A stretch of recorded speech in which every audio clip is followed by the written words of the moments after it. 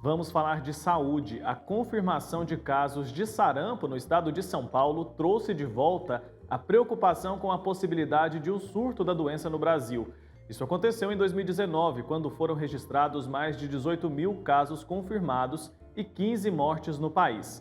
Na ocasião, o país perdeu o certificado de erradicação concedido pela Organização Pan-Americana de Saúde em 2016. Eu vou conversar sobre esse assunto agora com o pediatra Rui de Paiva. Doutor, bom dia, seja bem-vindo. Bom dia a todos os espectadores da TV Pai Eterno.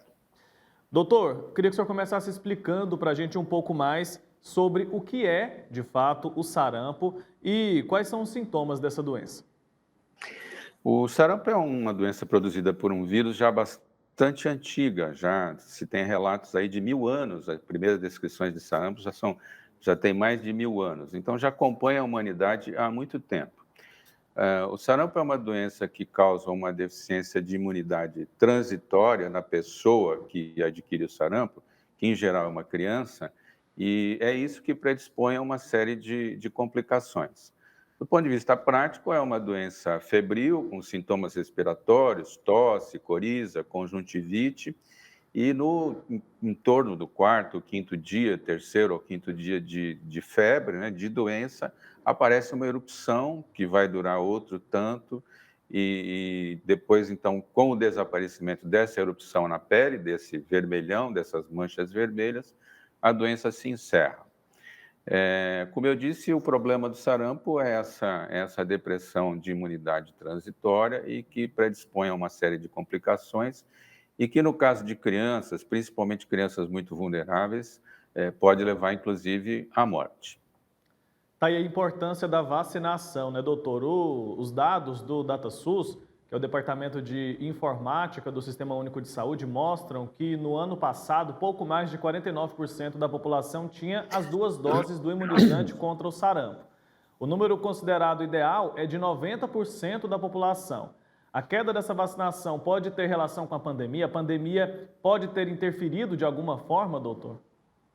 A pandemia certamente interferiu porque todos nós fomos, de alguma forma, tivemos a nossa movimentação restrita e as próprias unidades de saúde tiveram uma queda de movimento muito grande. Então, certamente, a pandemia teve uma influência nisso. Mas também há outras influências, porque Europa e Estados Unidos têm alguns movimentos anti-vacina. Isso começa lá atrás, com a ideia que um médico inglês, na verdade, divulgou de que o sarampo, a vacinação de sarampo teria relação com autismo e com outras doenças, mas principalmente autismo.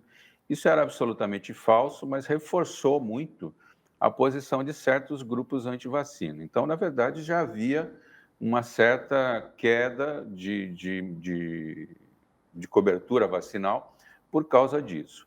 Mas a pandemia, que nós já discutimos, né?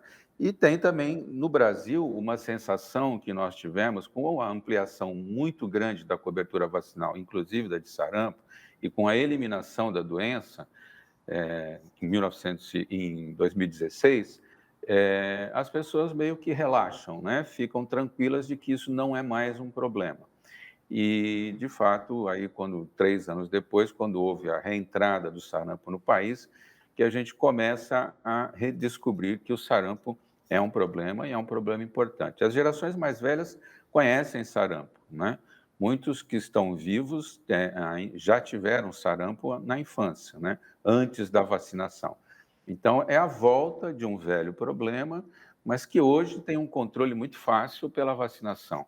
Então, aumentar a cobertura vacinal é essencial. E se você me permitir um acréscimo, o sarampo tem uma característica importante, o vírus do sarampo. Durante a pandemia, se ouviu várias vezes a comparação entre a facilidade de contágio do SARS-CoV-2, do vírus da Covid-19, com um outro vírus que sempre era, esse outro vírus era sempre o do sarampo, que era aquele objeto comparado. Por quê? Provavelmente desses vírus comuns é o que a gente conhece que tem a mais alta taxa, né, de reprodução. Uma pessoa doente passa a doença para muitas outras pessoas, pelo menos umas 3 vezes mais do que o próprio vírus da Covid. Então, por isso a necessidade desses níveis vacinais muito altos, né? Acima de 90% a 95% de cobertura, que é para esse vírus tão danado, né? Tão esperto, tão ágil, não consiga, então, atingir os suscetíveis, as pessoas suscetíveis. Então, o risco de um surto é real, né, doutor? Queria que o senhor explicasse um pouco mais sobre o contágio. Ele é feito, então, de forma semelhante ao que acontece com a Covid-19? Ou seja, são aquelas gotículas que a gente expele ao falar, ao tossir? Exatamente. O contágio é feito exatamente, em termos práticos, como o da Covid-19, que também é um vírus que entra pelo sistema respiratório, como é o próprio caso do sarampo. Portanto, o contágio é feito dessa forma, da mesma forma que, em termos práticos, repito, que a Covid-19. E você havia feito uma outra colocação, me escapou agora, perdão. Você falou do contágio. O senhor já respondeu, inclusive, a questão sobre a facilidade do contágio, se ele acontece de Sim, forma tão rápida como acontece com o Covid. O senhor já disse que acontece até de forma até mais mais rápida. rápido. Aham. Agora eu queria falar um pouco sobre a vacina, porque acho que o nosso objetivo é estimular justamente que as pessoas procurem essa vacina que, inclusive, é oferecida pelo Sistema Único de Saúde. Como funciona essa vacina, doutor? Acho importante a gente desmentir esse boato que o senhor disse que foi Isso. espalhado por um profissional de saúde, mas que vale a gente destacar, não tem verdade, né? Como que funciona essa vacina? Em primeiro lugar, isso não tem verdade. Foi um trabalho que foi feito por um médico inglês e isso correu o mundo, né? Porque essas notícias sempre têm uma repercussão enorme. Esse profissional, inclusive, perdeu o seu registro médico por conta dessa publicação, que era completamente falsa, e todos os trabalhos que foram, estudos científicos que foram feitos para checar qualquer associação da vacina de sarampo com qualquer outra doença causada pela vacina, fracassaram em mostrar qualquer tipo de relação entre a vacinação e alguma outra doença. O que se tem, e por óbvio, é uma vacina de vírus vivo atenuado, uma vacina de excelente qualidade e que produz um resultado muito bom em crianças acima de 1 ano. Em situações de surto, de epidemia, então se traz a vacina até crianças de 6 meses para cima e se começa a vacinar então a partir dessa idade. No Brasil, em quase todos os lugares do mundo, ela está associada à vacina do sarampo com a vacina da rubéola e da cachumba, em alguns momentos com a vacina da varicela. É uma vacina que, desde que começou a ser distribuída pelo SUS, não é? Ela simplesmente eliminou do país a doença em 2016, como a gente já comentou. Foi com essa mesma vacina. Então, a doença só retorna porque os índices de vacinação, como você citou no começo da matéria, os índices de vacinação caem a níveis preocupantes e o vírus se aproveita disso.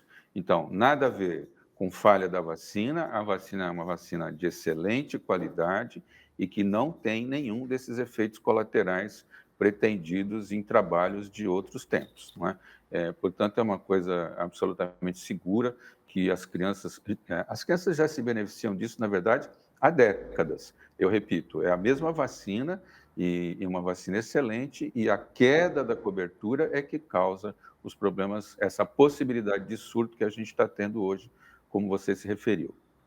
A primeira etapa da campanha de vacinação, ela termina no dia 30 de abril, mas as pessoas podem buscar sempre nos postos de saúde que elas vão encontrar a vacina, né, doutor? E se a pessoa não for imunizada quando criança, ela pode se vacinar depois? Existe uma idade limite?